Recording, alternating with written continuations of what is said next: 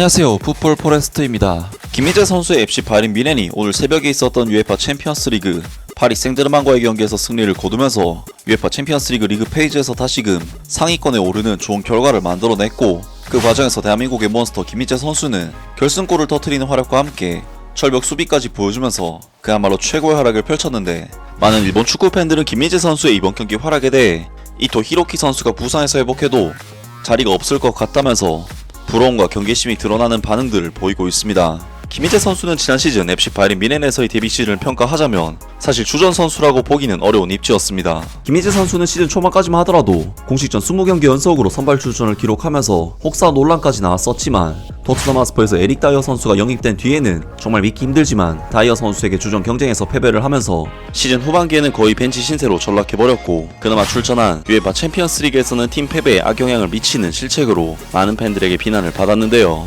그리고 FC 바이에른 뮌헨은 시즌이 끝난 뒤 슈투트가르트에서 뛰고 있었던 일본인 수비수 이토 히로키 선수를 영입하면서 수비 라인을 강화했고, 그나마 마티스 더 리트 선수가 이적을 하면서 김민재 선수에게는 정말 다행스러운 팀 내 변동이 있었지만, 사실 김민재 선수는 바이에른 뮌헨에서 지난 시즌 후반기는 벤치 신세로 밀려난 차원인데다 후반기 폼은 잦은 실수로 망쳐버린 경기들이 꽤나 많았었기 때문에 사실 김민재 선수의 입지는 상당히 위협을 받을 것이라는 전망도 많았습니다. 하지만 김민재 선수는 이번 시즌 들어 뱅산 콤파니 신인 감독 체제에서 정말 완벽하게 주전 선수로서 다시금 자리를 잡았고, 이번 시즌 독일 분데스리가와 UEFA 챔피언스 리그에서 전 경기에 선발로 출전을 하면서 두터운 신임을 얻고 있는 상황인데요. 사실 김민재 선수는 이번 시즌 첫 경기였던 볼프스부르크와의 경기에서는 실수들을 연발하면서 지난 시즌에 좋지 못한 폼을 보이면서 불안한 출발을 했었지만, 뱅산 콤파니 감독은 변함없이 김민재 선수를 계속 주전으로 기용을 하면서 계속해서 선발 출전 기회를 줬고, 그 결과 김민재 선수는 경기 감각도 올라오고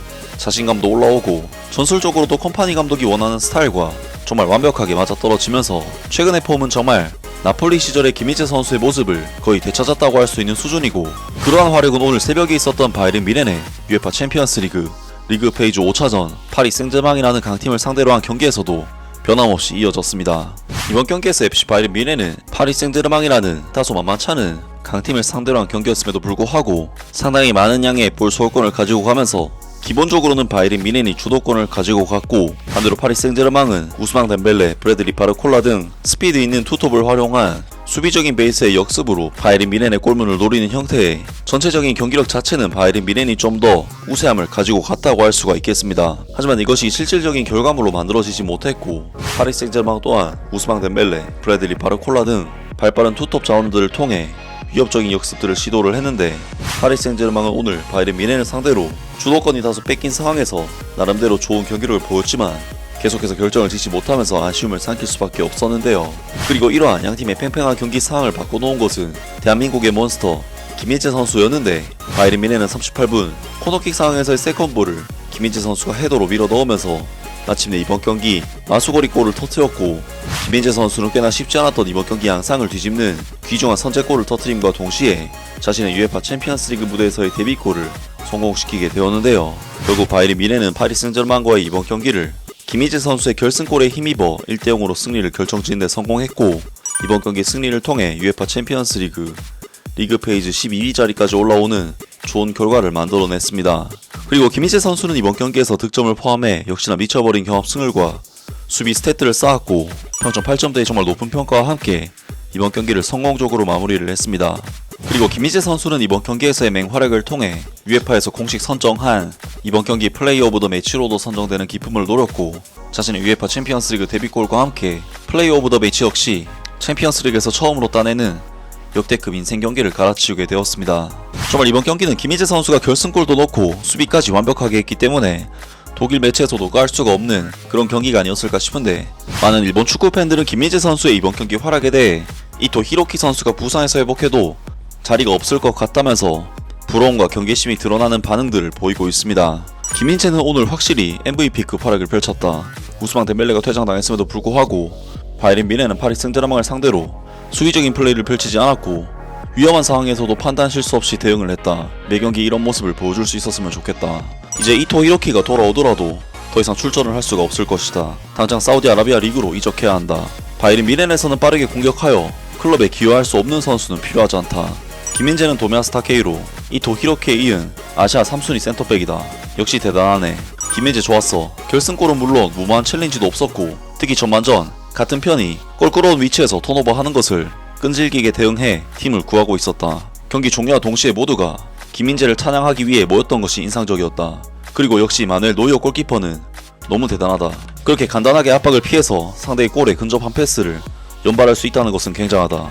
주심이 카드를 쉽게 꺼내네. 결국은 우스망 덴벨레의 두 번째 카드로 시합이 끝나버리는 형태가 되었지만 그래도 마지막까지 긴장함이 있었던 것은 파리 생제르맹의 골키퍼 사포노프가 빅세이브를 연발하고 있었기 때문이다. 그리고 여전히 결정력 부족. 챔피언스리그에 한해서는 슈팅 대비 골 전환율이 3%였으니까 바이른 뮌헨은 최근 불안정했던 마누엘 노이어 골키퍼가 오늘은 집중을 했고 실수가 거의 없었다.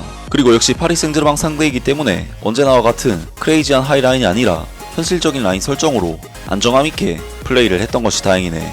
그리고 김민재는 흠잡을 데 없는 활약으로 맨 오브 더 매치를 받았고 결승골 외에도 클리어링 7회, 가로채기 2회, 태클 2회, 슈팅 블로킹 1회, 볼 경합도 5회 중 3회 승리로 어려운 경기를 잘 버텼다고 생각한다. 김민재는 이번 시즌 높은 라인을 소화하거나 약한 발 기술을 사용하지 않는 한 굉장히 좋은 활약을 펼치고 있다. 요슈아 키미가 미드필더에 투입되면 김민재의 연계 능력이 충분히 활용되고 더욱 좋은 플레이를 펼친다. 경기는 우스망 덴벨레가 퇴장당하는 것으로 끝났지만 김민재는 경기 내내 완벽한 플레이를 펼쳤다. 바이른 뮌헨은 공식전 7경기 연속 무실점. 김민재는 팀의 유일한 골로 스타팅 라인업 중에서도 최고의 평가를 받았다. 7경기 연속 무실점은 정말 대단하다. 아무리 김민재가 눈에 띄는 실수를 할 때 외부에서 말이 많다고 해도 결국 콤파니 감독은 팀을 적절하고 종합적으로 평가하고 있다. 실수는 얼마든지 고칠 수 있지만 하이라인 축구에서 가장 중요한 김민재를 사전에 기회를 파괴하는 움직임과 신체성은 대체할 수 없다. 역시 수비수가 약할 때는 레전드 수비수였던 감독이나 코치를 넣는 것이 좋겠다. 분명히 수비진이 좋아지고 있어. 축구에서 이만큼 관심을 받고 있다는 것은 축구 팬들이 보기에 부럽긴 하다. 일본에서는 이토 히로키가 같은 일을 하더라도 오타니의 애완동물과 신발끈의 색깔 얘기가 우선이다. 이 사람 신체 능력 귀신이고 파워가 있으니까 기본적으로 의지가 되지만 잊을만 하면 엉뚱한 실수를 저지른다. 그것만 없으면 정말 좋은 선수인데 도미야스 타케이로도 이 사람만큼 좀 튼튼했다면 또다시 한국의 자랑 김민재가 해줬네. 우리 일본의 도미야스 타케이로와 이토 히로키와는 차이가 점점 더 벌어지고 있다. 우리 일본인은 억울하다 등등 많은 일본 축구 팬들이 김민재 선수의 활약에 대해 상당히 부러워하는 반응을 보이면서 이토 히로키 선수의 향후 경쟁 상황을 걱정했습니다.